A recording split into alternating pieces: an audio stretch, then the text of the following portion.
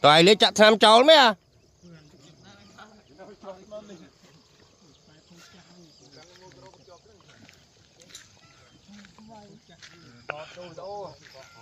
Tọt cho từng ô.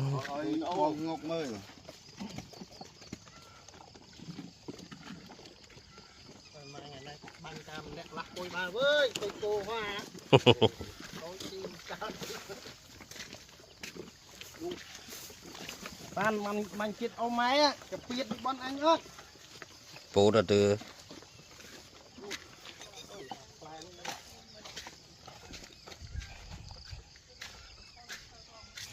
ở vùng bánh nằm bánh từ mồm sầm lạp sầm máu hay nâng liệp nằm bờ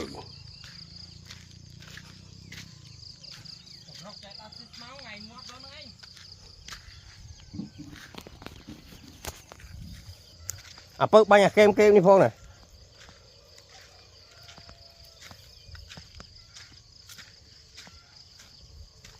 ừ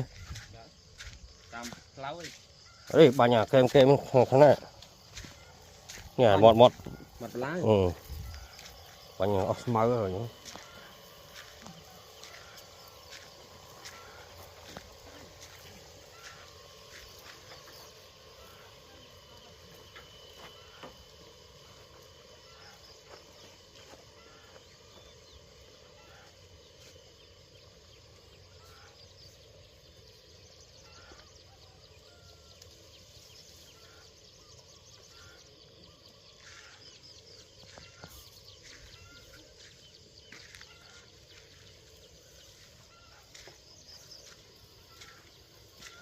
lấy này toàn bánh như vụ này